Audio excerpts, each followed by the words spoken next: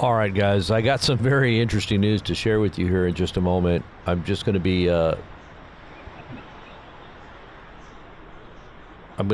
promoting this video here really quickly on our network, so just hold tight. Make sure I get some people here before I start sharing the info. So it's an interesting news update. Plus, there's a whole bunch of missiles supposedly coming back into Tel Aviv here. Looks like they're panning up here for a reason. I don't know. But we're gonna go over some of the recent news in the last few hours, which I think is very interesting. And I would say even biblical, as I always say, biblical prophecy unfolding right before our very eyes. And when I show you this, you're going to be blown away here. But like I said, let me just get this out here to a few of our networks here, a few places within the network. I can't alert everybody. That's why I always tell people, make sure you have a redundant backup plan, and that the best way to go is, if you definitely want an alert and not miss anything, get the app. Go download the BP News app on Apple or Android. That way you won't miss anything. What is going on here?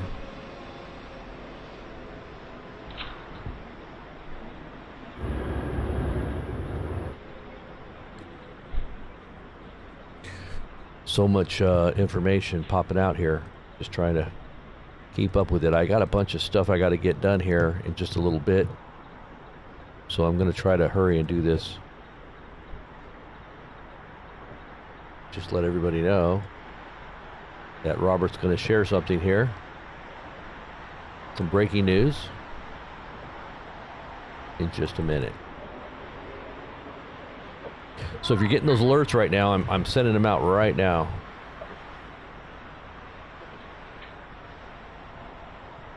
Doing the text alerts.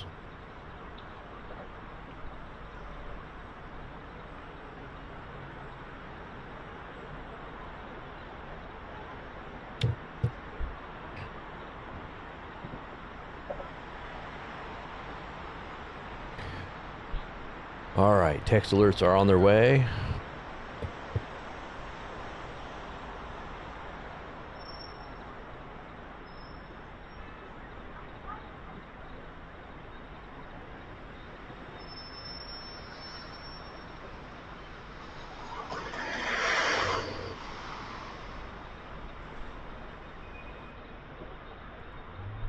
And everything in between.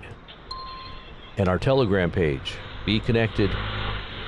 Make sure you're connected to the Telegram page for sure. That's the main hub of where we share all the daily moment by moment updates on information. And I'm alerting Telegram right now.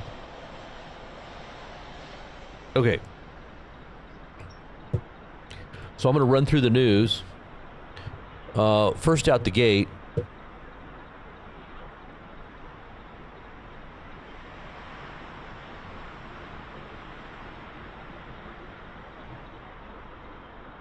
let's turn that down as much as we can here. Got a few different feeds here. It's late at night here in Israel. Okay, so here's some of the news. I thought this was really interesting. I saw this morning. It's all over social media. It's being reported that Trump and his administration has instructed the military to you're not going to believe this. He's instructed the military to say to the soldiers, and they're getting them ready for a ground war. Did you know that we're getting ready for a ground war? Still, the markets, I think the markets are oblivious to what's really going on right now. In fact, Israel's markets is up, is what I heard. I mean, I know Dow Jones is only down just like what, what is it? Few hundred, what? Few hundred points. What is it? 500 points. That's nothing. It doesn't make sense with what is happening, but maybe everybody's going to figure it out here real soon. But Trump says, and this is what he told the military's been telling the troops and their commanders. This is coming from on high, right? It's literally coming down from the high command. They're telling the troops, and I'll show you guys the articles on this. But let me pull them up here. You're not going to believe this. I still can't believe this. Let me get it up here. Let's pull it up so you can see I'm not making all this stuff up here. We'll go to the articles too themselves, but look at this. And we got all the different sources, but right here, military leaders say that Iran war is so Trump can bring about Armageddon. This is what they're telling the troops.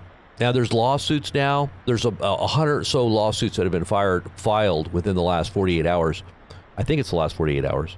110 complaints have been logged by troops about such comments with Military Religious Freedom Foundation.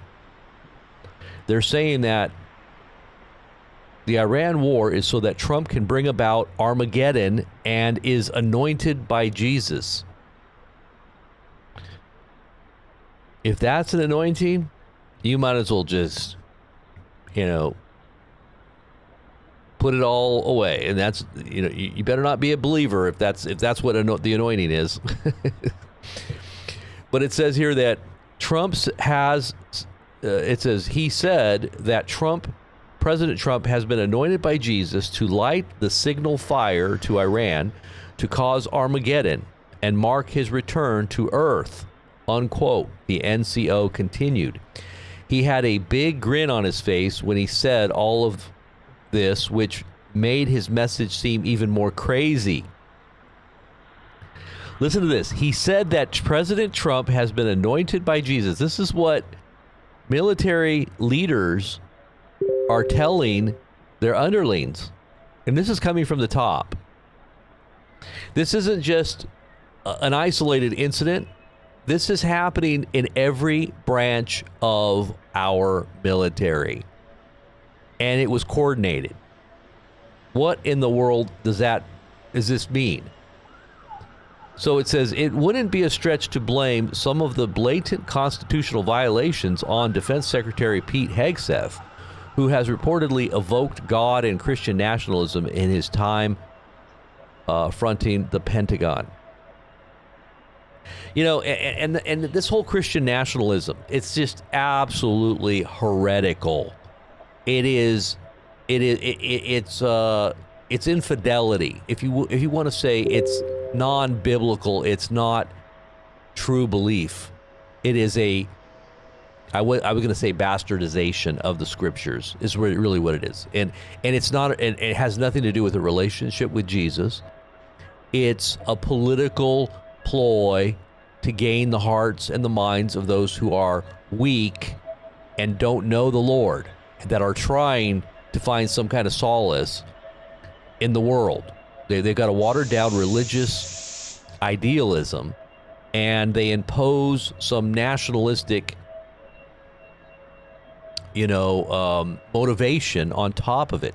It's very similar to what they did in the different wars, like Nicaragua, when they did the whole Iran-Contra thing. Remember that? Well, the Sandinistas had what they called liberation theology, and they basically imposed a war and a warlike mentality or doctrine over the top of Catholicism to gain the hearts of those who were very religious, to gain them for the battle, right? And this is exactly what they're doing. They're appealing to the nominal Christians out there who are scared out of their minds about going to war and dying on the battlefield, and they give them some kind of opiate, spiritual opiate, which isn't the reality, to get their commitments. So here it is. U.S. troops were told Iran war is Armageddon, return of Jesus. Advocacy group reports commanders giving similar messages at more than 30 installations in every branch of the military. U.S. troops were told Iran war is for Armageddon, return of Jesus. Advocacy group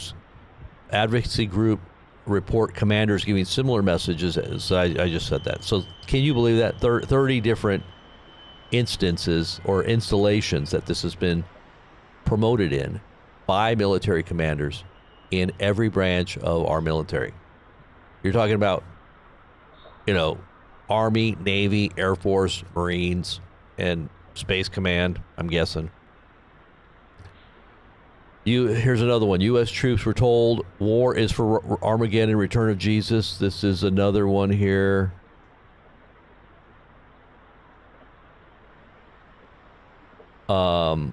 What do you guys think about that? What's your thoughts on that?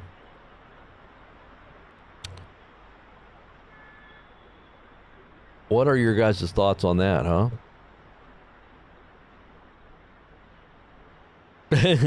Annoyed by Satan. Yeah, really.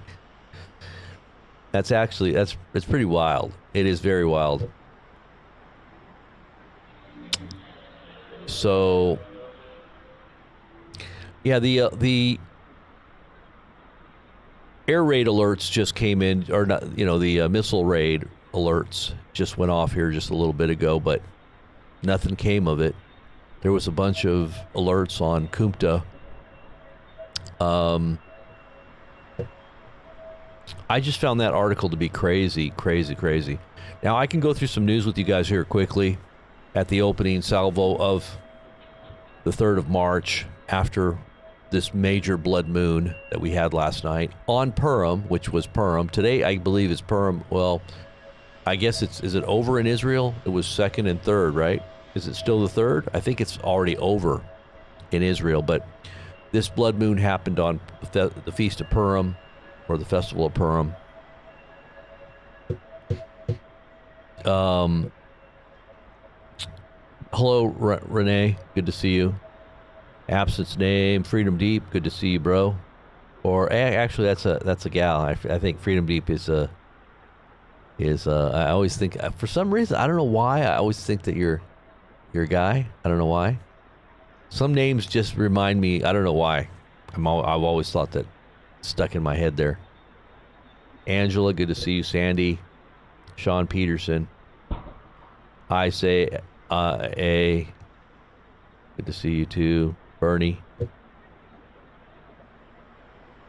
Well, I'll just tell you this. They're probably, this is what they're doing. This is what I think the military is doing. They're trying to counter the fanaticism of religious extremism that's coming from the Iranians, because the Iranians and their high command is willing to lay down their lives. They're willing to die. And what they believe is a prophetic war. That's what they believe. They believe that what they're doing is a prophetic war.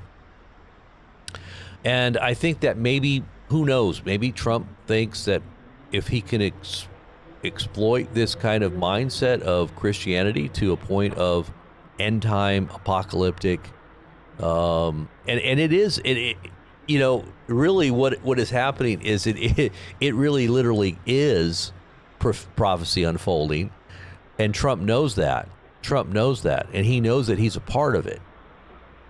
But just like he said to Rogan and the other podcaster that he would not let Jesus return, he would not let the return of Jesus take place on his watch, basically is what he said. Now, he didn't say it exactly like that. He said, the prophets have said, this is his quote, you've heard the prophets say that the end of the world will happen in the Middle East. He said, I will not let that happen. And then he said it again, I will not let that happen. Just to give emphasis, just to show you that he was really serious about not letting the end of the world take place in the Middle East. But how can you stop prophecy from happening if it's going to happen? Unless, of course, you're someone who is highly deceived by the powers of darkness, Satan himself, who thinks that he's going to somehow battle and defend the earth and humanity against the return of Christ, because that's exactly what the Bible teaches this Antichrist will do. He seems to be fitting right in with that whole script, biblically speaking, if you ask me.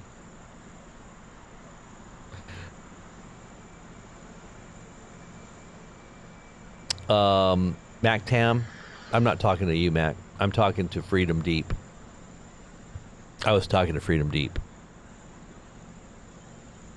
Absent name is female? Okay, I always thought absent name, I always picture, sometimes I just look at the name and I think male, female, male, female. So I always picture a person behind the name because I don't know. I don't hear your guys' voice, so I have to just guess. And many times people don't say who, what they are or who they are, what their gender is.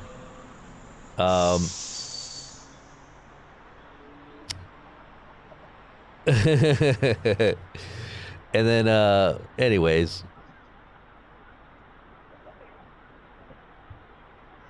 let's see. You gonna get some gardening done today, Michael? That's a good thing to do. You're gonna have to do these types of things now going into the future because I think things are gonna get really tough. So, I hear some sirens in the background.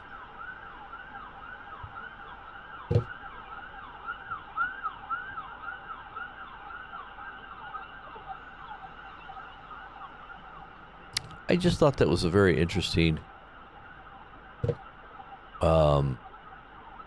development there in light of what just happened with Purim. Very interesting stuff, man. I'm just telling you. The Dow Jones was down 1,200 points earlier, but I guess it's kind of recovered a little bit. The Israeli stock market is up from what I heard too. Not sure why. I have no idea how that could be, but it is. Like I said, smoke and mirrors.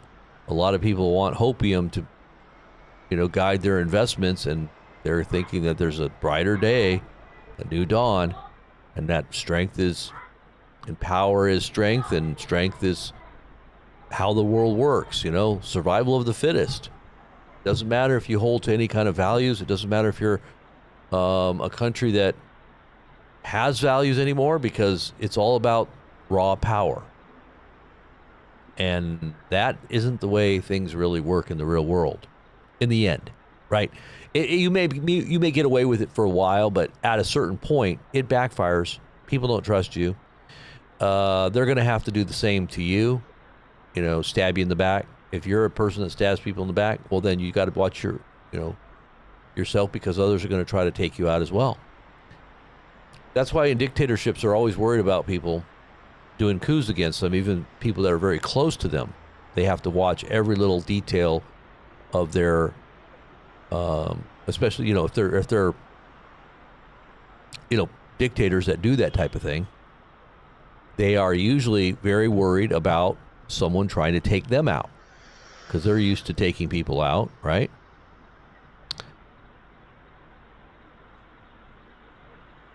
So Trump says that the U.S. has unlimited supply of middle and upper level interceptor missiles. An unlimited supply, supposedly. Trump says that, and these are all statements he's just made. Trump says that if we have a little high oil prices for a little while, but as soon as this ends, those prices are going to drop, I believe, lower than before Iran. So oil prices should be spiking here. I told you guys to go get gas and stock up a little bit. I think it's going to be a lot longer than what he's saying there, as everything that he has said actually is the opposite. So if he says prices are going to spike a little bit, expect them to spike a lot. Bella's Dream, what was that? Oh, yeah. That's true. Bella's dream. Yep. My wife's just reminding me of some dreams that we had that were prophetic back like 15 years ago. Ellie had a dream. When was that? Today?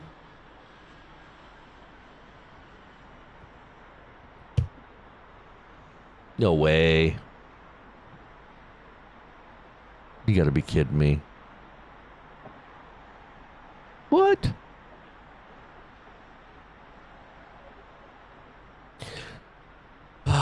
See, this is such a very strange time right now. I can't even begin to tell you guys like some of the things that are personally happening with us that I really believe is,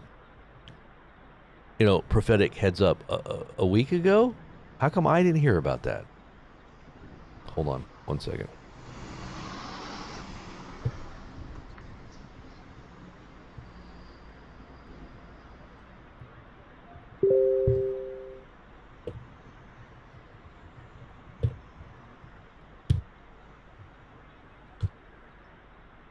She just remembered? Are you kidding?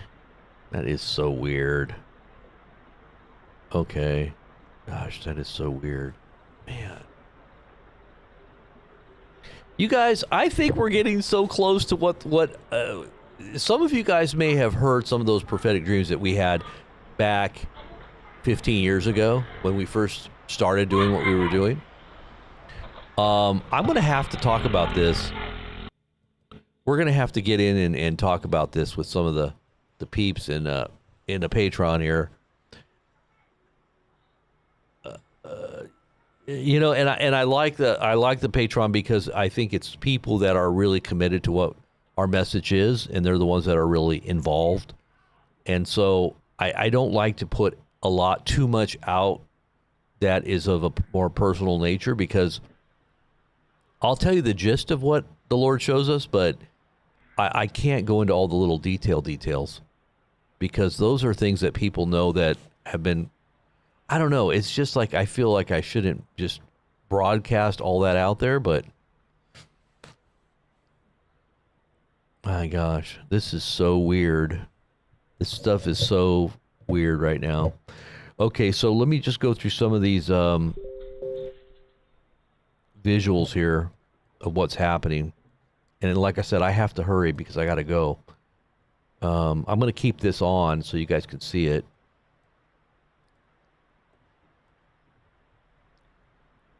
This is despite Israel's strict censorship ban, videos have circulated showing the extensive destruction caused by Iran's attacks.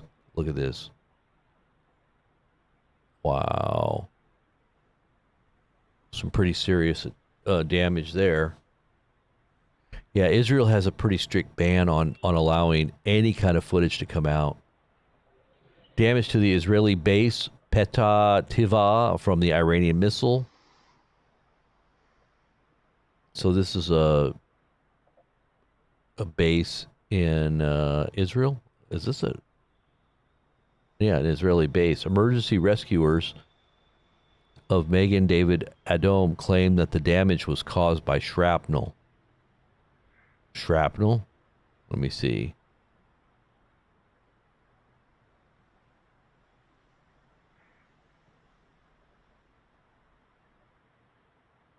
Man, it don't look like shrapnel to me.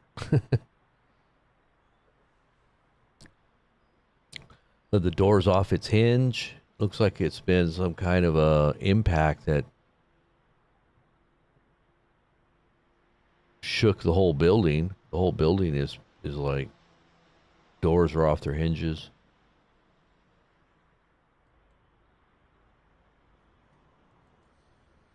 Okay.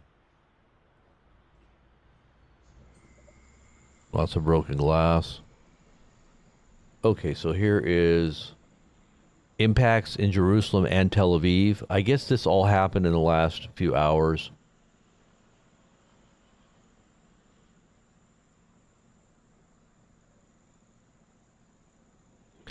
Iran's Ministry of Defense spokesman says that we have prepared for a very long war, and therefore it would be foolish to use our most effective weapons in the beginning. The enemy has a limited stockpile, and everyone is aware of this fact. And that's why Trump said that we have an unlimited amount of missile. That's why he made the statement today. British attack. Wow, look at that. Holy cow. Raining down on these targets here. Look at that. Look at how many missiles are coming down there. So this was a brutal attack on Tel Aviv this morning? Oh, so this was Tel Aviv. Iran cluster warhead missiles hit the city pretty hard. So this is Tel Aviv. How come I didn't see this? What?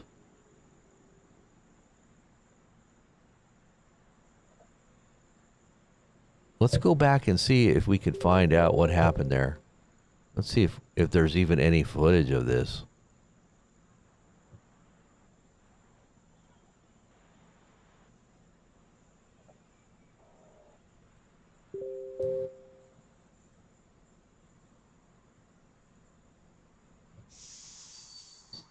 This was only 9 hours ago.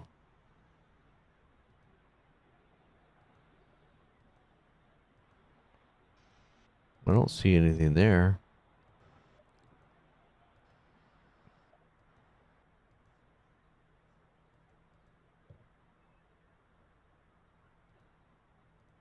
Oh, there's the moon.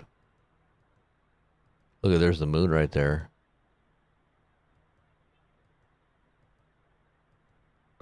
After Purim.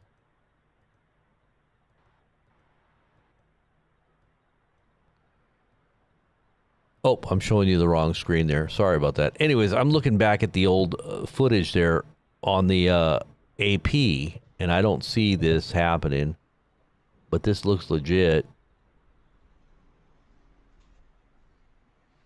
That happened this morning. Okay, so that happened this morning. So that must have been a long time before. That was at least 24 hours ago almost. That's probably like at least 20 hours ago, because this is not on here. I went back 10 hours and I didn't see it on the feed. $1 trillion has been wiped out from the stock market today. Dow plummets 1,100 points, but it has recovered. Let's see what the Dow is right now. I think it was at negative 500 or 600. I have no idea why. Now it's at negative 308. I'm telling you, this is a fake market. People that are putting their trust in this are going to find out too late. They're going to find out too late when it all crashes. I would be very careful about any kind of investments in what's going on here.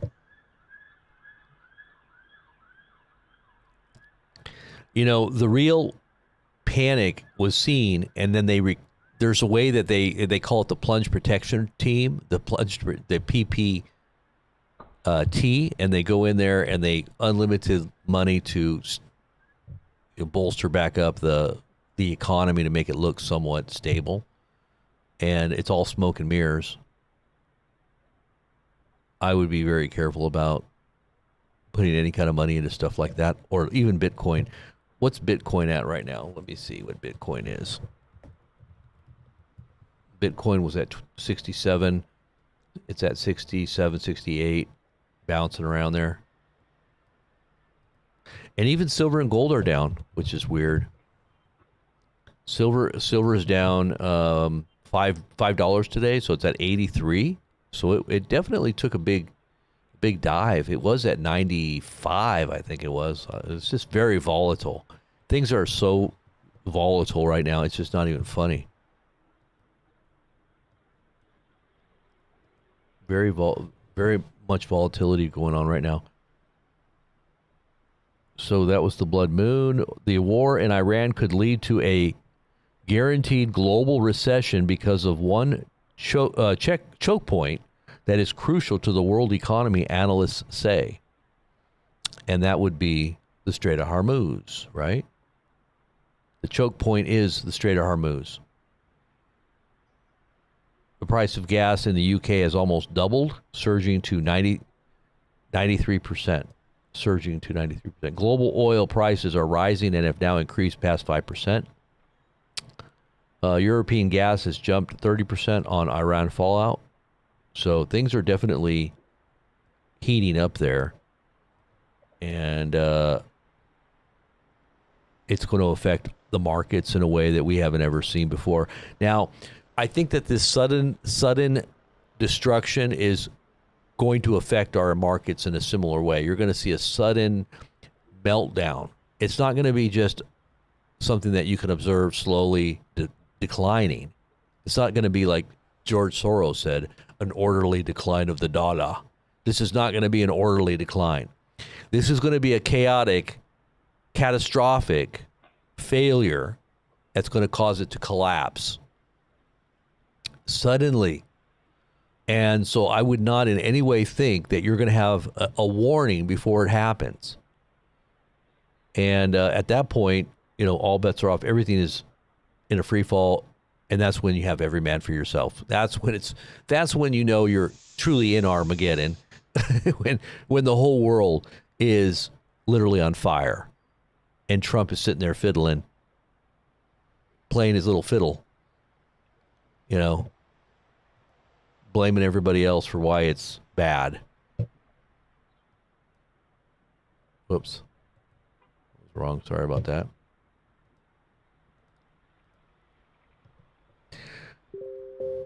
All right. Let me see what else we got here.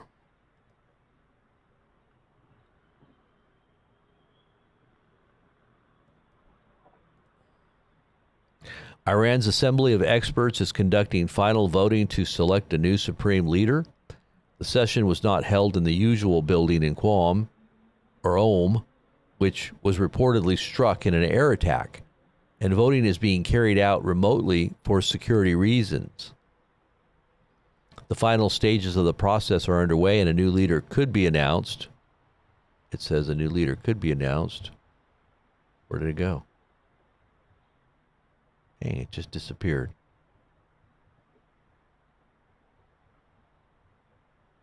Well,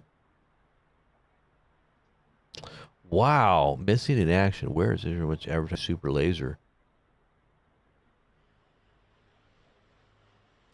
Footage of Iranian missiles slamming into Israeli territory tells a damning story. The Iron Dome is failing. Designed for crude rockets, it is helpless against Iran's sophisticated ballistic missiles, with interceptors consistently missing their marks. So why isn't Israel using its supposed game changer, the laser? The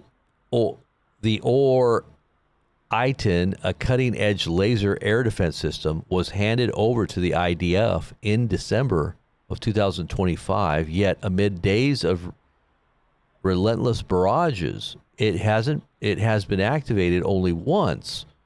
Here is the reality behind the scene. Still on the drawing board, despite its deployment, the Iton is an untested prototype, not a ready for war asset. In 3 months since delivery, the IDF has likely managed to prepare only a handful of units. A training gap. For decades, air defense crews have mastered the Iron Dome. Retraining an entire force to operate a revolutionary laser system takes years, not months. With a critical shortage of qualified personnel, the Iton was effectively sidelined. The Iron Dome's limits exposed. Iron Dome was built to stop primitive short-range rockets against the medium-range ballistic missiles now targeting Israel. It is out of its league, a fact that the recent attacks have brutally confirmed. A catastrophic miscalculation. The most stunning question is why Israel launched a full-scale war with Iran when its own air defense was dangerously obsolete. Did its leadership truly believe Iran would fold without a fight? Or did they overestimate America's ability or willingness to guarantee their security? Okay, so we have something going on here, more Kupta alerts. But look at this video here.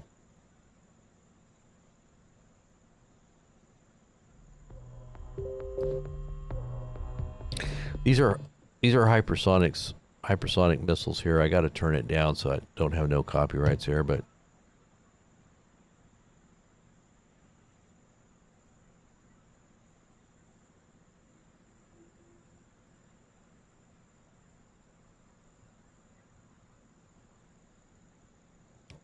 these are hypersonic missiles incoming, getting past the Iron Dome inside of Israel. That was a recent video that I saw that I was like, wow, you know, these hypersonics just evaded these Iron Dome missiles. Look at that. It just went right through. It didn't even get touched.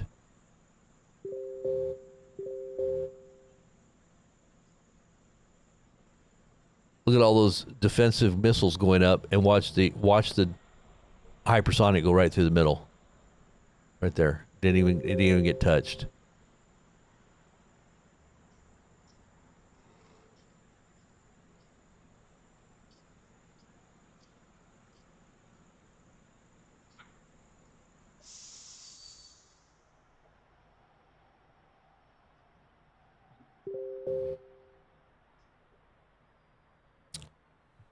Well, that's it right there.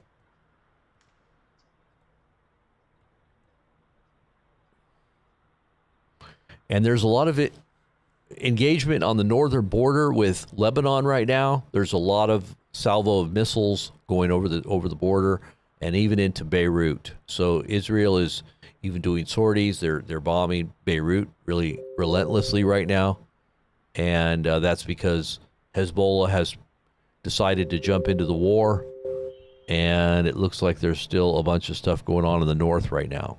That's what those alerts are right now.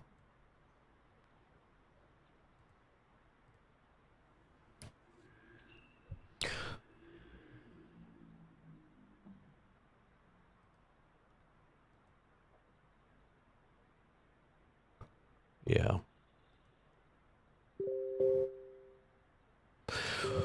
With the video that I posted about missiles coming in from Iran hitting very close to the or not the Iron Dome, the Alaska Mosque or the Dome of the Rock, it was only within a few hundred meters. And if that were to ever hit the Dome of the Rock, if any missile was to ever hit the Dome of the Rock, you would see absolute chaos in the world.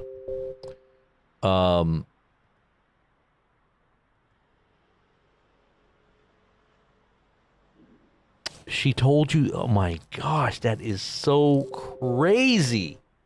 Oh man.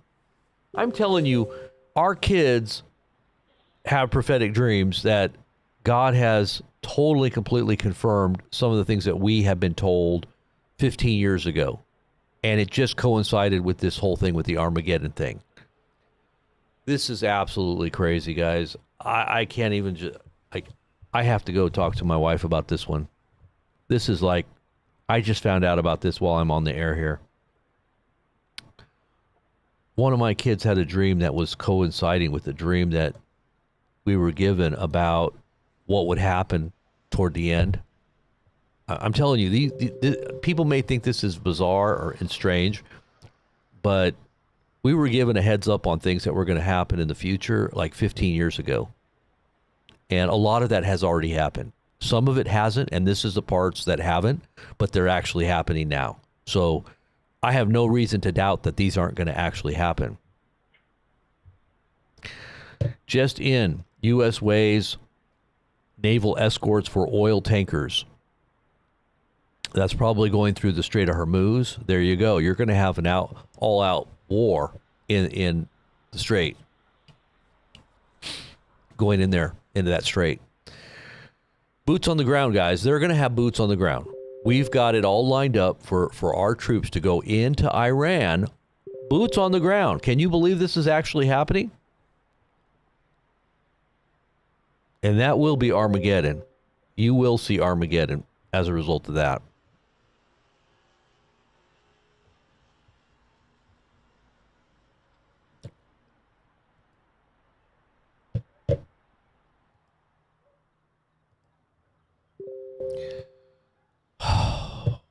Wow.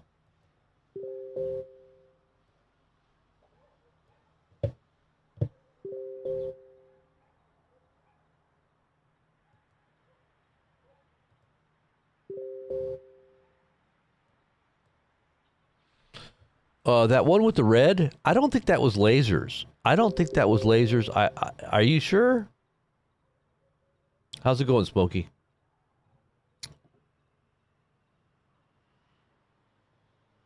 Yeah, I've got to get a bunch of stuff done. I'm sending out the rest of our packages that for those who got the seed packages. Those are on the way now. I'm going to have for all of those who are doing sprouting seeds. If you don't know about the sprouting seeds, you should probably think about getting a stockpile of seeds. Seeds are going to be like gold anyway. You can always have fresh vegetables if you just do like sprouting. If you learn how to do it, I'm going to be posting videos on the site on how to use every one of those trays. It's better than using the jars. You get a better yield, and there's a lot less likelihood that you'll have mold. If you have jars, sometimes you'll have mold if you don't do it right. There's other seed systems that you could use, but these are the best ones that I've seen, bar none, and they're better prices. So we're sending out bulk, like these are this is seeds right here. We're sending out seeds, and like for instance right here was wheatberry seeds, radish, what's the other ones, mung seeds, alfalfa, and what's the other one? Broccoli. Broccoli seeds are great. They kind of smell funny though. You know, broccoli has kind of a funny smell to it. But when they grow, you can grow big trays of them. And I don't have the tray with me right here, but you got the trays. And if you do like 3-tray pack or the 5-tray pack, you just rotate them every 3 or 4 days, and you'll have fresh greens all the time. As long as you got a stockpile of seeds, they'll last a long time too. Like a bag like this is wheatgrass. This will make you like, I don't know, like 6 or 7 trays. Like I would say like, yeah, a lot of trays. And you'll have so much wheatgrass you want to know what to do. So you got vitamins, minerals, you got all the stuff that you need that's healthy, doesn't have any pesticides. There's no like glyphosates in this. This is all, free of all that crap. And you can survive if it gets to the point where you don't have anything, anything you can get in the stores. If you see this go from bad to worse, you're going to potentially see the disruption of commerce, really, because everything depends on gas and oil. The transport of your goods and services and groceries to your grocery store, that's all because of gas and oil. Okay, so if things are shut down, this is why we're sending boots on the ground into Iran, because we're literally going to have a huge negative effect upon the whole economy globally and the dollar. And literally, this is what the plan is. It is to actually be cannibalized by the nations at the last day. If we are truly, as the founders suggested, to usher in the golden age, but it comes at a price of chaos, right? It comes at the price of the phoenix going into the ash, right? The phoenix has to go into ashes first before it rises into this golden age, but it hasn't happened yet. So you guys have to be preparing for the ash part. This is where we're going into the ashes part. Okay. And if there is truly a golden age that comes as a result of this going to pot, the whole global economy, I'm going to tell you what, it's going to be dystopian. It's going to be technocratic dictatorship under the power of a demonic entity that is going to use all of these devices to control, track, trace as it says, he will cause all to receive a mark that will trace and track you. And if you don't go along with the system, you're not going to buy or sell. You're going to be executed. That's what the Bible says, right in the book of Revelation. Daniel talks all about it too. So in the meantime, in preparation for all that, you might have to live off the grid if it gets to that point. So you better be thinking about a contingency plan, and you better pray and ask the Lord to show you what to do. Because really, maybe there isn't really a whole lot you can do at this point, for some. And I'm not saying for everyone, because maybe God's got a different plan for different people, but really your life is not in this world anyway. You should be preparing to meet the Lord, right? To be right with him and make sure your heart is right. The seed time and harvest is a definite key to understanding the parables that Jesus gave. He talked about that in the parable of the sower and the seed. He said, if you understand this parable, you'll understand all the parables. And there's a hidden key within the seed.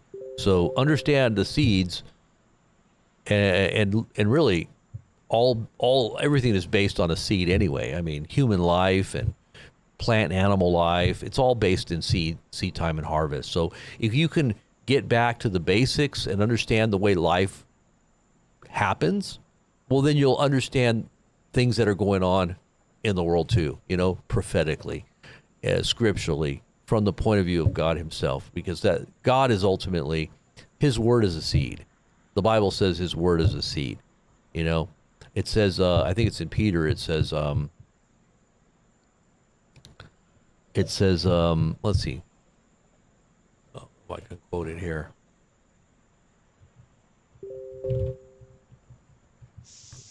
Remember which passage that is. Yeah, okay. So 1 Peter chapter 1, verses 23 through 25, it says that, let's see if I can quote it here. Yeah, you have not been born again,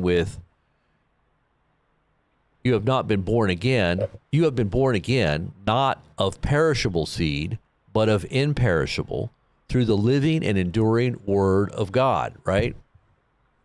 So the word of God is timeless. It is eternal. It is the uncreated spirit that is God himself, his own thought that brought about all that is, right? All that we see, all that is creation.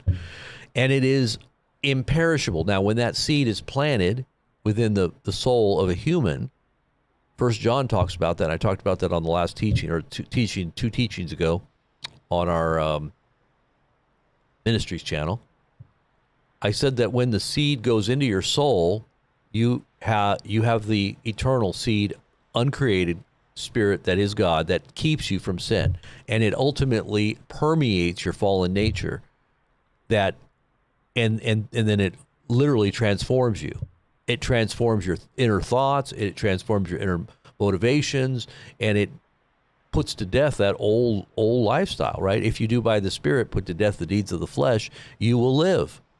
You have to do it by the Spirit, though. You have to be led by the Word of God, and it is an imperishable, eternal Word. And it says it's in a living and enduring. It says, for all people are like grass, and all of their glory is as the flower of the grass. The grass withers, and the flower thereof falls away, but the word of the Lord endures forever. And this is the word by which the gospel was preached to you. This is the word. This is an eternal glory, an eternal body. You're going to have a resurrected body. So this body is going to fade away, right? Though our outward man is perishing, our inner man is being renewed day by day. And then it will ultimately inherit the redemption of the body, which is the resurrection, and that will be an eternal body, right? So it's sown in corruption, and it's raised incorruptible. A seed has to go into the ground in order for it to produce 10, 30, or 100-fold, right? It cannot reproduce unless it goes into the ground and dies. So that's why you're to pick up your cross. Now, this is why in this world you will have tribulation. This is why in this world you're going to have fiery trials and ultimately see the culmination of the age. And then there's a new heavens and a new earth after that. So get ready. You better have a mindset like that in order to get through what's coming. Okay. But in the meantime, get some seeds, because it is a prophetic insight into the mysteries of life itself, and grow and learn how to become a farmer. Learn how to self-sustain the way the ancients did. Learn those techniques. We're so caught up nowadays in the rat race and in everything being given to us, and dependency on systems and government and food banks and whatever else. Think about how to become self-sufficient or God-sufficient. Like, trust that God is going to help you to provide His wisdom that would be given, so that you can be giving to others. You can not just for yourself, but for other people, right? So ask God to prosper you, and then you can become a giver instead of someone that's always, And I'm not saying that you can't be poor and you can't have a lack of things at times, because that's kind of God's way sometimes to get our attention and get us to become more trusting and dependent on His provision.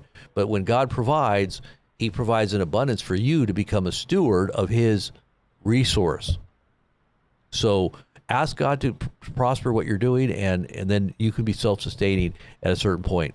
And I say self-sustaining, I'm just saying you're not dependent on government to save you or anybody else to save you. You're just waiting on God to help you, right? You want God to save you, or do you want someone else? Are you looking to your military? You're looking to Trump. You're looking to your local government or your food banks, or your even people looking to the church. Sometimes you look to people. Your source of help comes from the Lord, right? From whence cometh my help? It comes from the Lord, the creator of the heavens and the earth. He's the owner. He owns the cattle on 1,000 hills. He owns everything. So put your trust in the right place and don't put it in men. You can't put your trust in men anyway. Scripture says that it's very important to put your trust in God first. And then God will show you the people that you're supposed to work with. And you can, you've got a stewardship of trust. I'm not saying you can't trust people, but you just got to make sure you're trusting the right people, the ones that understand this process, that you got to put trust first in God. Okay, otherwise people are going to be deceiving you, and you're going to be taking the bait.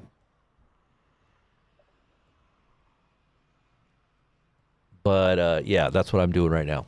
So in the meantime, let's see what we got here really quick before I go.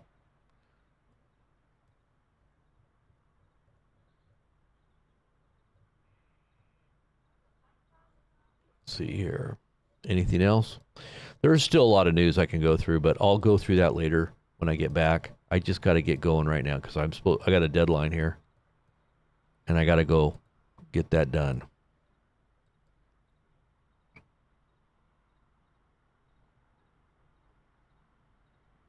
So the THAAD air, listen to this.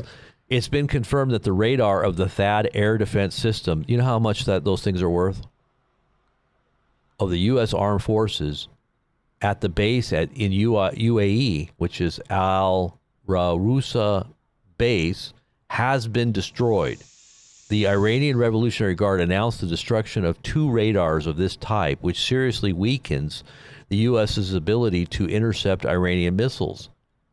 You're talking about an oil country, and our THAAD system is completely annihilated by Iranian missiles in those theaters there. The UAE, the United Arab Emirates. This is where they were crying about how we haven't been able to protect them from Iranian missiles, but we're trying to protect Israel, right? We're prioritizing Israel, so they're upset at that because they're getting barraged and hit on a daily basis now by Iranian missiles. And now it says that we've basically had our THAAD systems, 2 of them, taken out by Iranian missiles. And if you don't know what a THAAD is, It's it's kind of like an Iron Dome, except it's better. Actually, its purpose is to take out medium range missiles, I think, or ballistic missiles that aren't hypersonic. See, it can't defend against hypersonic missiles, and Iran has hypersonic missiles. That's why we keep saying these systems are not going to defend against hypersonic missiles. So Israel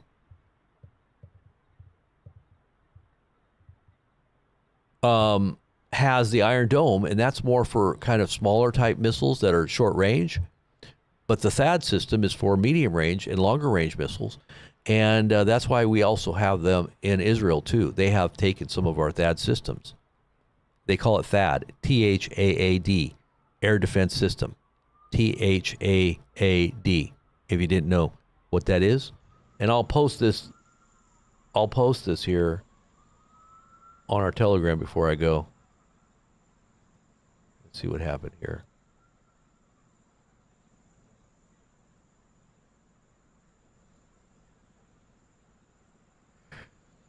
Looks like they did do something there.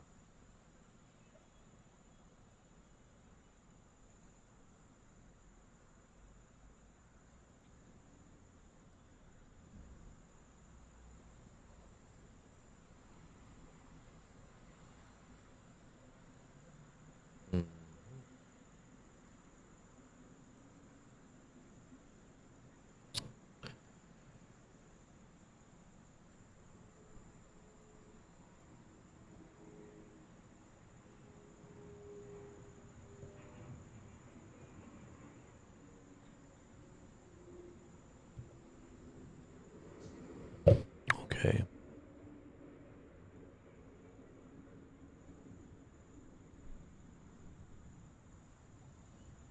All right, guys. I'll be back.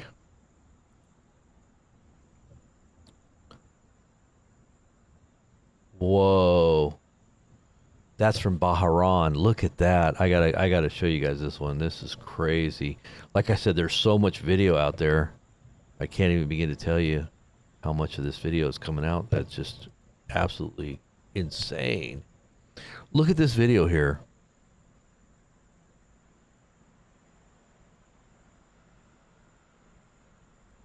This is in Bahrain.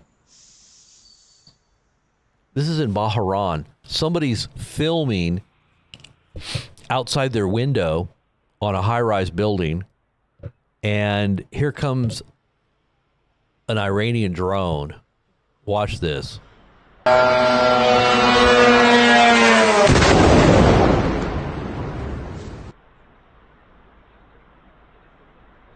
you believe that? Whoops, I messed up my mic.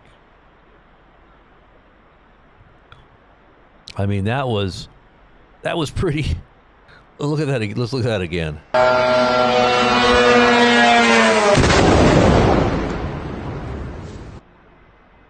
Wow. That's pretty amazing that they caught that on film. But those are those little drones, man. Those drones are pretty strategic, and they get under the radar, definitely.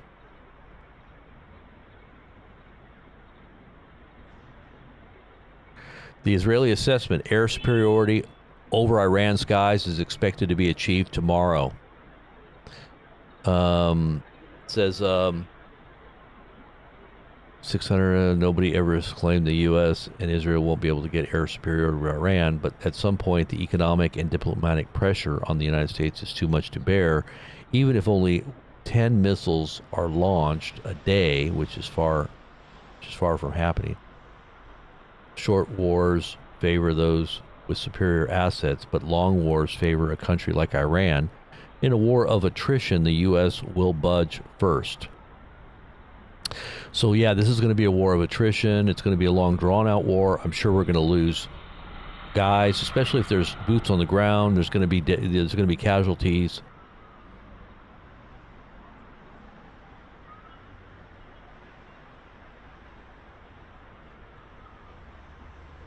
This is Strait of Hormuz. They're saying no ships can transit. Listen. Navy, Iran's Islamic Revolutionary Guard Corps Navy, From now on, all navigating through the Strait of Hormuz is forbidden. No ship in every type is not allowed to pass from the Strait of Hormuz till next notice. This is the Navy out. This is the Navy out. He said no ships, no matter what they are, is allowed to go through the Strait of Hormuz, regardless of type, till the next notice. Anyways, if you haven't got your gas yet, you might want to think about doing that. Get some gas before it really goes up. I mean, it's already going up, but it's going to go up really good.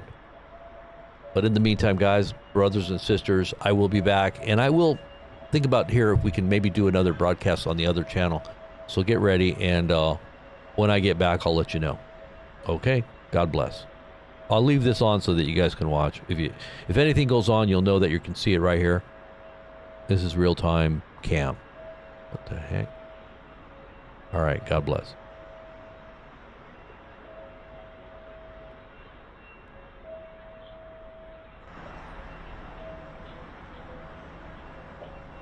I'll put on some news too, so you can listen to some news.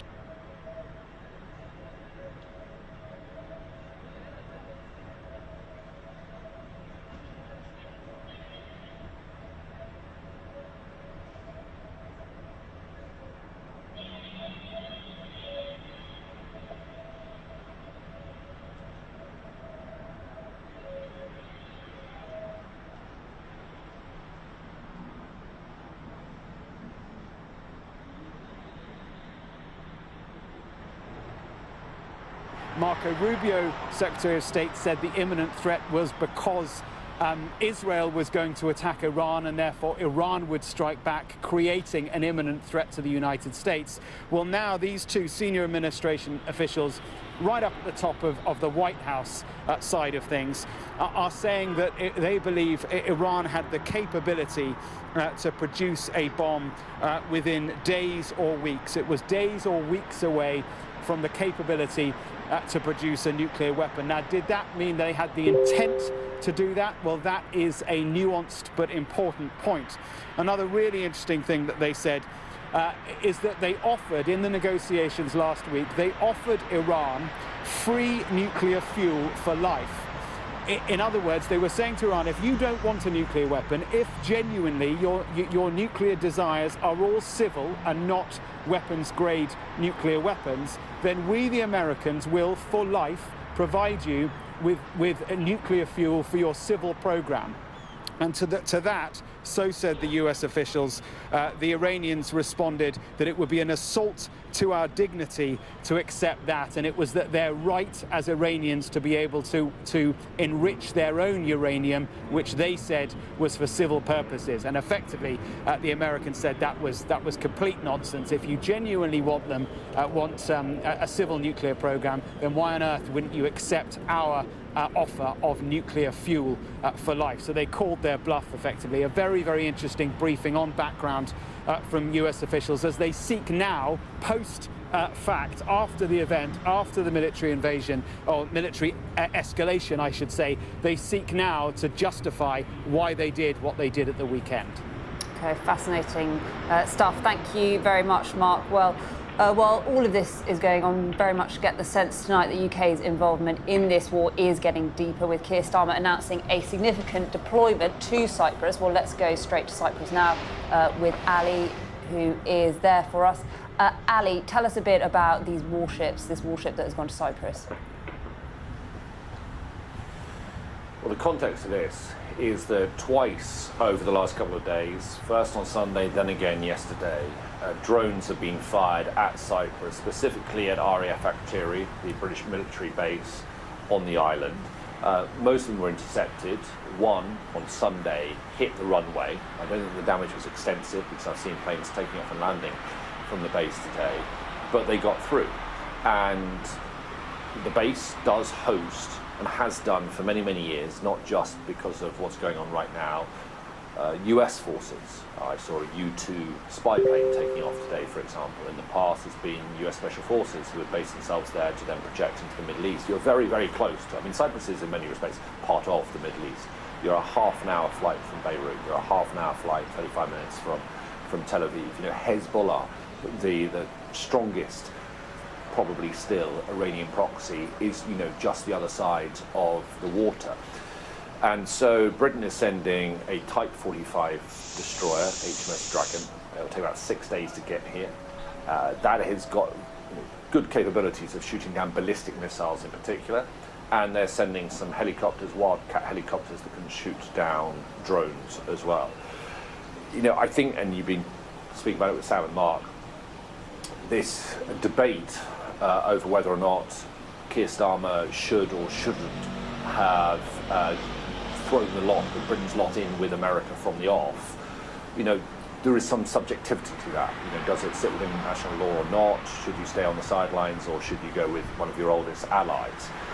I think what is less objective is that, you know, it was pretty obvious that, and you know, if you study Iran, that they've always said they, in the event of a major attack on them, would widen the conflict out across the region. And whether or not you're involved does not necessarily mean that you're going to be able to sit by and not take the heat. I mean, just ask the Omanis, for example, who are at the centre of the mediation, who have stayed completely neutral throughout it, but like Cyprus, have suffered a number of drone attacks around the country. And so I think people will say to Keir Starmer, you know, in the British Ministry of Defence, the American Armada and the American military presence in the Middle East has been building up for weeks. You know, they perhaps should have foreseen this coming and put these assets in place ahead of time. And Ali, stay there, because also tonight we're getting fresh details about UK operations in the Middle East. We're told British jets have been defending regional partners. Yes, to be clear, the British are not involved in terms of attacking Iran. Their involvement has been a defensive one so far, at least. Who knows what the coming days will bring.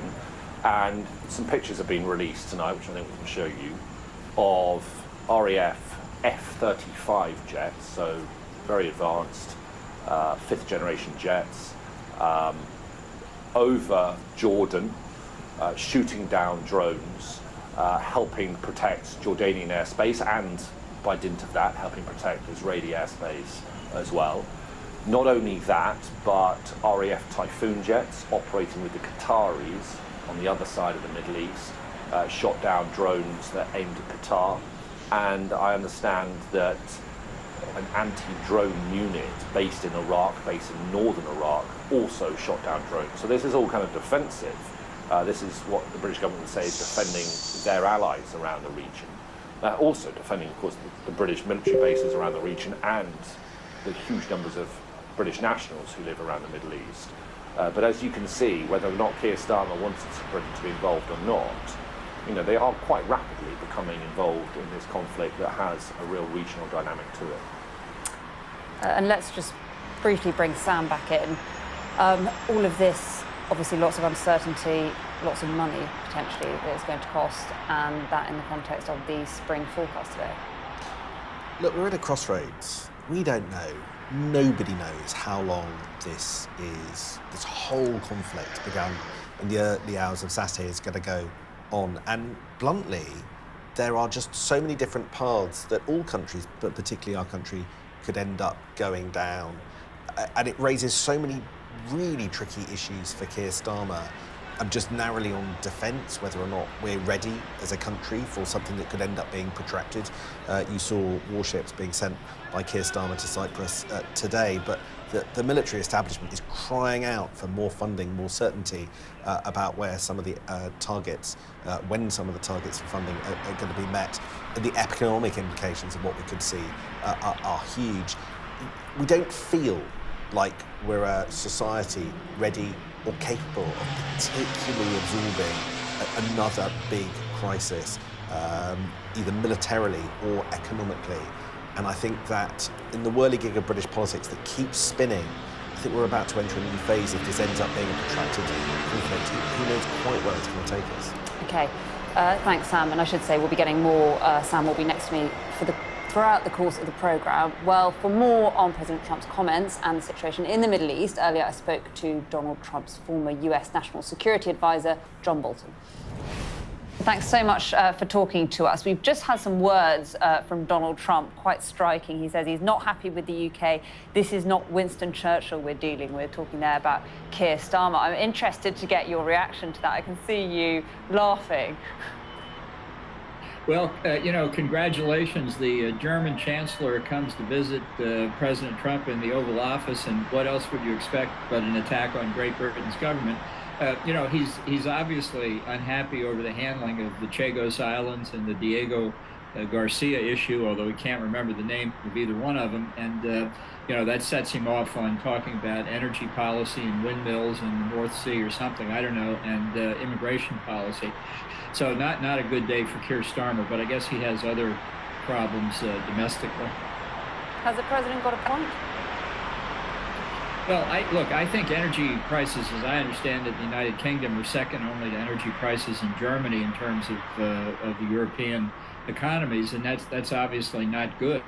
It's not going to be getting any better given the spike in oil prices we've seen as a result of the conflict with Iran. And on immigration, look, in America, it's what we call an 80-20 issue. People want the borders sealed against illegal immigrants. Different question about legal immigrants, but it's the subject of deportation in the United States is controversial, but keeping illegal immigrants out is not controversial at all. Do you think this is a permanent damage to the special relationship? No, look, Trump is an aberration. There's never been a president like Donald Trump before. With any luck, we'll never have one like it again. And the special relationship is not simply a function of relations between the two leaders. That's not how Trump sees it. He thinks all of international relations are embodied in the personal relationships between leaders, which is why when he thinks Vladimir Putin is his friend, that means something. If he's irritated at Keir Starmer, that means something. But for the two countries themselves, the relationships are far deeper, far broader, and we'll get over this trouble as well. And it's interesting because Donald Trump has been praising France and Germany today. Is this all about Diego Garcia? Well, it depends on what hour of the day it is. If you ask him tomorrow, he might be Keir Starmer's best friend again. And because Trump doesn't, this is not a grand strategy. It's not even policy as we understand that term. It begins with the irritation of Diego Garcia, but once you press one button, then the immigration button follows and the energy button follows soon after that. Obviously, we don't think the UK was warned about any of this. It's now taking our ships a long time to get to Cyprus. I mean, how do you think that Donald Trump should have, if he expected us to give him our air bases, have given us some more warning? Well, what I don't understand, I have to say, is how Britain could have withheld consent for Diego Garcia, which is a joint UK-US base. It's on UK territory, the British Indian Ocean territory for sure, but it's a joint base. From Keir Starmer, do you think? Pardon me? Do you think that was a mistake from Keir Starmer? Look, it was a mistake to say we couldn't use RAF bases. The fact is the government of Iran, in its pursuit of nuclear weapons and its support for terrorism over decades, is just as much of a threat to Europe as it is to the U.S., to Israel, to the Gulf Arab states. And we are doing the right thing here, if Trump sticks to it long enough, to eliminate the Iranian regime and hopefully get a regime that cares about its people and that is not driven by this radical Islamist ideology. It ought to be that everybody in NATO and everybody in Europe is with us on this almost automatically. And it is puzzling, I will say, to many in America that they're not. Do you think this is about regime change, or is this about Iran having less access to weapons? Because, I mean, the messages coming out of America are quite mixed. Pete Hegseth saying this is not a regime change style of war. Well, the administration's messaging is terrible, and that's a real political problem for them. The logic of regime change is quite simple. To deny Iran nuclear weapons and support for terrorism, you have to change the regime. If you simply, for example, destroy the nuclear weapons capability, in a matter of time, the regime will build it back. So this is not a hard argument. Whether, in fact, Donald Trump is pursuing that, is sometimes he says he is until a few hours later when he says it's something else, I don't know. But I can also say that the number one priority for Israel is regime change. And we're working very closely with Israel. When they struck the Supreme Leader's compound on the first night of the attacks, they did so with information provided by the U.S. So we're fully on board with Israel's aim to get regime change. And I think inevitably, if we want to be free of the nuclear threat and free of the terrorist threat, regime change is required. You say Donald Trump changes his mind. You're obviously someone who has worked with him closely. What's your sense of whether he will stick with this long enough for there to be a regime change? Well, the best I can say is take 2 aspirin and call me in the morning. I don't know what he's going to do tomorrow. He will undoubtedly at some point declare total victory, regardless of what's happening on the ground. I think you can count on that. Whether, in fact, we will have achieved regime change is another matter. And politically, in the US, how damaging is all of this for Donald Trump, do you think?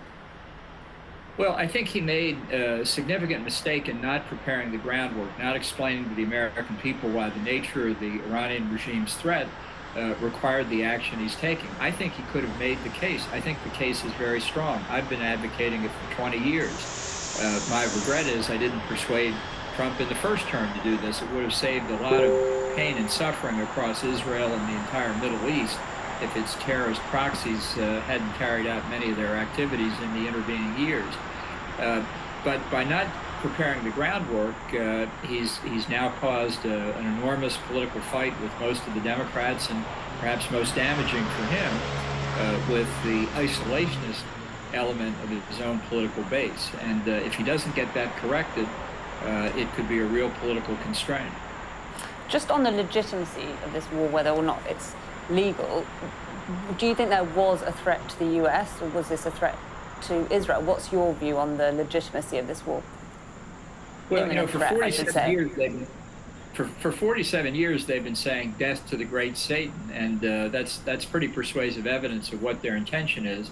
I think this is entirely legitimate military activity. I don't think we are required by any rational legal concept to say we have to put ourselves at risk until somebody else decides it's okay for us to take action before we're attacked with nuclear weapons.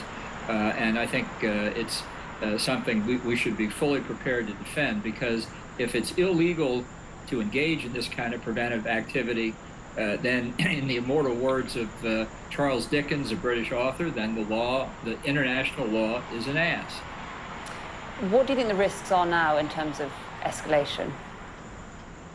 Well, I think the Iranians have escalated. They've attacked the Gulf Arab states. They've attacked the United Kingdom. You know, they attacked the Akrotiri air base in Cyprus, which is on sovereign British territory. You'd think that would be enough to convince Prime Minister Starmer to engage in legitimate self-defense. I think it's a big mistake to have attacked the Gulf Arab states. They are now coming to the side of the United States and Israel. And it's a reflection of the real strategic shift that's occurred in the Middle East as the Gulf Arabs and others realized that the principal threat to them was Iran, the same perception that Israel's had for a long time. So I think actually if we can overturn the regime in Iran, the prospects for peace and security in the broader Middle East will increase dramatically. And from a UK perspective, obviously we've agreed to this limited use of our air bases. Do you think it's inevitable that we get dragged further into the war? You should be leading the charge among the Europeans in the defense of all of our common interest against this terrorist nuclear proliferating threat. What do you mean exactly when you say we should be leading the charge? Well, who else should lead Europe but Britain? I mean, isn't that what Prime Minister Starmer wants? Well, let's bring in our panel for this evening. As you can see, Sam is still with us. We've got former Education Secretary Gillian Keegan and Mayor of South Yorkshire, Oliver Coppard. Right, Oliver, There's so much going on today, it's hard to keep track, but these comments for Donald Trump are pretty extraordinary. This is not Winston Churchill we're dealing with. He's not happy with the UK. Well, look, I don't think this is a president that's going to be troubling Mount Rushmore anytime soon, unfortunately. I don't think any of us take this that seriously, do we? He's the last in a long line of people that Donald Trump has insulted. Keir Starmer is getting on with his job, quite rightly. Wasn't he navigating that relationship quite well at one moment? Well, yeah, he has a relationship with Donald Trump which has paid dividends for the UK. If you look at what he did on tariffs, that was good for the UK. It's not paying dividends now, then? Well, he's got a row. I mean, because he's standing up for the UK national interest, that's the right thing to do. It's absolutely right that Keir put Britain first and didn't just do what Donald Trump wanted. If the result is an insult, I think Keir will live with that. People must be quite worried now about the trade deal, huge doubts over that, and now tariffs as well. Well, look, it's a difficult job, isn't it? Being Prime Minister, he's got to navigate all of that with the US. But the special relationship isn't just about a relationship between two people. It's a whole load of things. I was in the US last week, meeting with Republican and Democratic politicians. There are all sorts of things that happen between our two countries, and it will survive long after Donald Trump and Keir Starmer have gone. Gillian, what do you make of all this? Well, he certainly isn't any Winston Churchill. Well, then nobody is. I mean, that guy's a hero. But neither is Donald J. Trump, Franklin D. Roosevelt, to be honest. But I think where it's more problematic, a little bit more problematic, and I agree with Oliver, it's hard to have a relationship with somebody who's so erratic. And you know, we saw how he was with Zelensky, and, you know, his behaviour is not respectful of world leaders, other world leaders. However, the two decisions that he called out, the Chagos Islands, and then saying they couldn't use the bases, and then they could use the bases. And I heard Darren Jones say today, extraordinary, he said, well, we said they couldn't use the bases, but then they could use the bases because it would shorten the war. And I'm thinking, surely, if you thought it would provide any advantage and shorten the war, you would say yes from day one, you know, from the get-go. And, you know, there's this sort of legalistic between offensive and defensive, which everybody knows is, you know, literally a fig leaf. So I think the problem is the two actual decisions were not the best decisions that the Prime Minister's made. So therefore, they look to have more substance. But no, he isn't Winston Churchill, but I'm sure he's not trying to be Winston Churchill either. Sam, do you think he's trying to be Winston Churchill? I think that he doesn't try to be Winston Churchill. He's trying to be his own man, and even that is slightly enigmatic sometimes. But, Gillian, I just want to pick up on something that you were saying. Keir Starmer's position seems to me to be quite clear.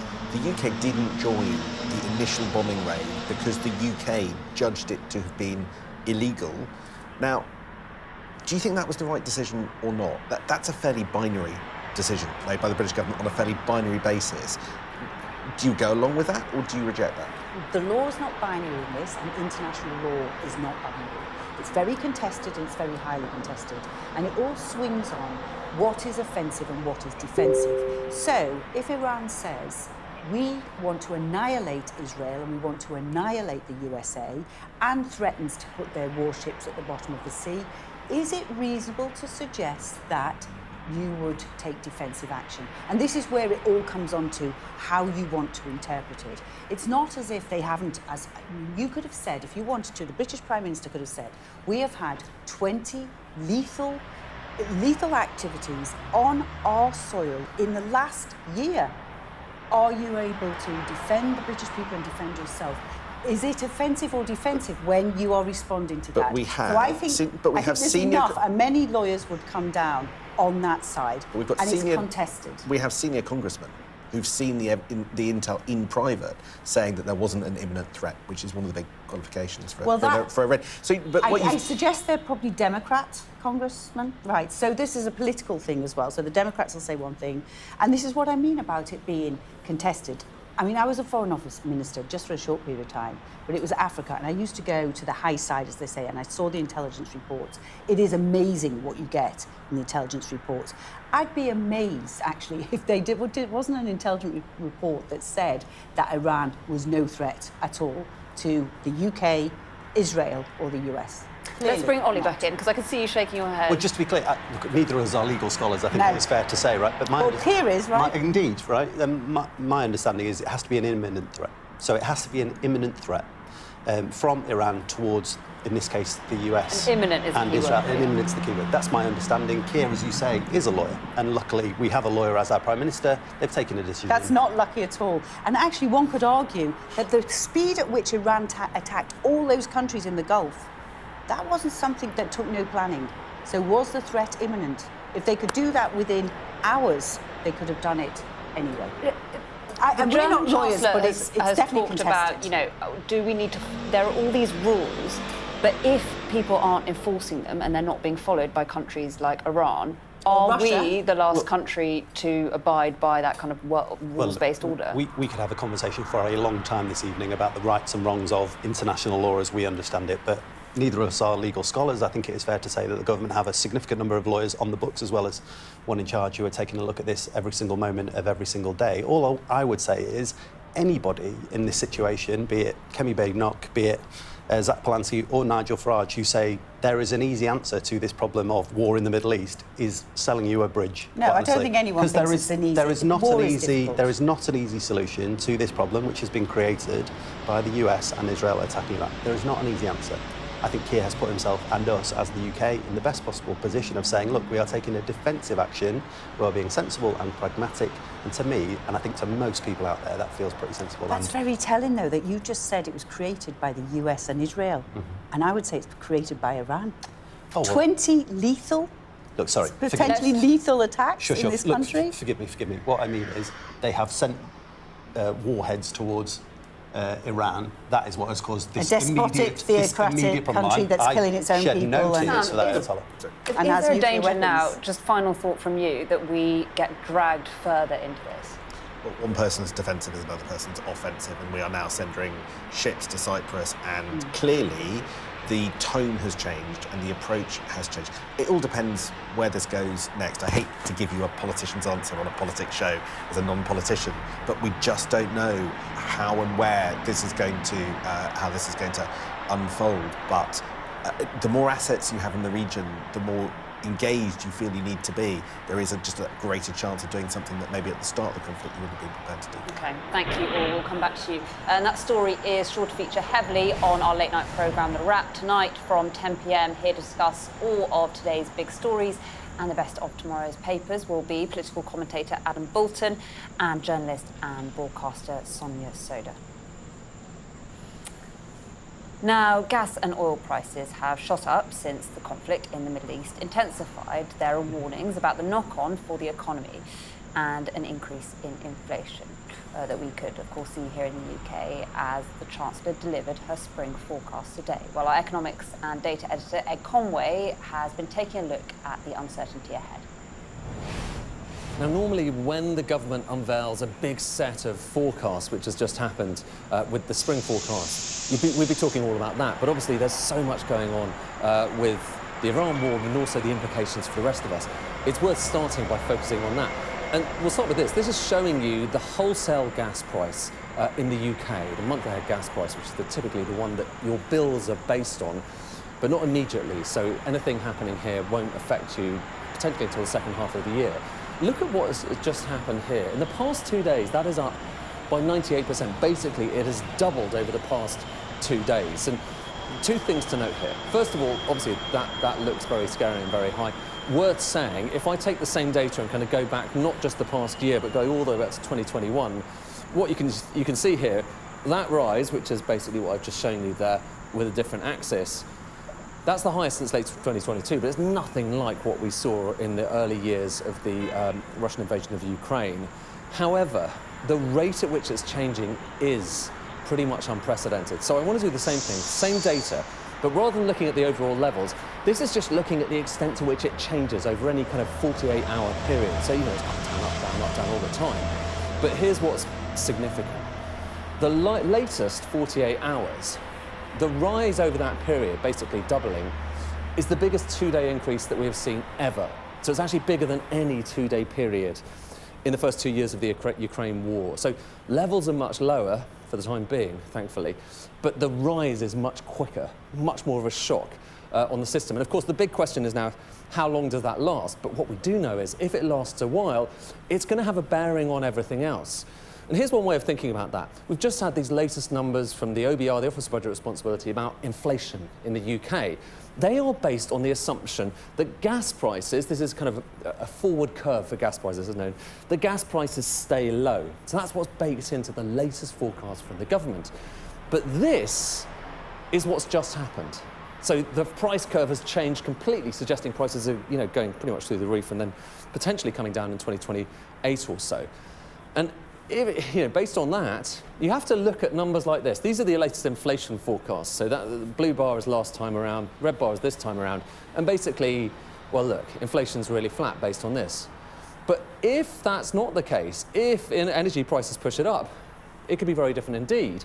This is showing you kind of one estimate of that. It's from Capital Economics, and they've basically taken their inflation forecast and said, well, look, let's think about a few scenarios. Let's imagine that there is an energy price shock, but it's temporary. It doesn't change things all that much. Inflation still stays close to that dotted line, 2%, which is the Bank of England's forecast. If it's a bigger shock, so energy prices kind of going higher, then, yeah, it's a little bit higher. If it's a longer-lasting shock, then you're not talking about 2%. You're talking about maybe getting towards 3%. All of which is why, this has a bearing on everything, on our livelihoods, on interest rates as well, and it means that the energy price shock we might be just about to live through could have serious consequences. Now, as mentioned, the Chancellor updated the Commons on the state of the UK economy in her spring forecast today. Rachel Reeves defended her economic policy, insisting that her plans are the right ones. But of course, all of that was overshadowed by the uncertainty in the Middle East, as our political editor, Beth Rigby, explains. The spring statement's meant to be a big deal because it's the moment that the Chancellor updates us on how well or not the economy's doing. But look, it all felt a bit pointless today against the backdrop of a potentially massive war in the Middle East that could throw all of the Chancellor's plans off course. And I have to say, watching it felt like I was living a bit in a parallel universe of normal times when it's anything but. And to be fair, the Chancellor did acknowledge that elephant in the room when she stood up in the Commons. This government has the right economic plan for our country. A plan that is even more important in a world that in the last few days has become yet more uncertain. Putting it bluntly, the government has no idea at the moment whether this is a short-term shock that will stabilise quickly or a much more profound hit to the global economy that's going to have massive reverberations here. But against that backdrop, the Chancellor adopted a keep calm and carry on approach as she tried to argue about how her stewardship of the economy had put Britain in a stronger place. The choices this government have made are the right ones. Stability in our public finances, interest rates and inflation falling, living standards rising. And when it comes to the forecast from the independent fiscal watchdog, the Office of Budget Responsibility, on the downside, growth's been downgraded for 2026 and unemployment is higher than expected. On the plus side, the Chancellor noted that interest rates are falling, borrowing costs are coming down and inflation is falling faster than expected, all allowing her to argue that the government really is intent on tackling the cost of living. I know that the question that people will ask themselves at the next election is this: are me and my family better off? I am determined that the answer will be yes. This war in the Middle East is a stark reminder that things are not entirely in her control.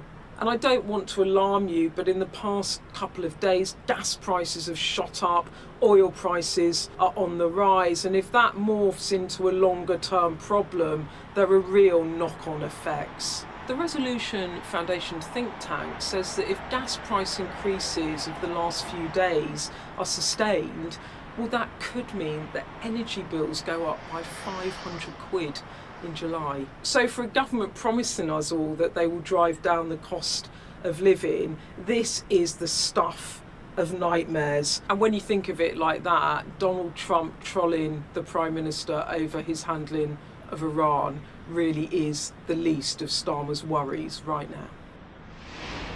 OK, we're just going to bring you a bit of breaking news.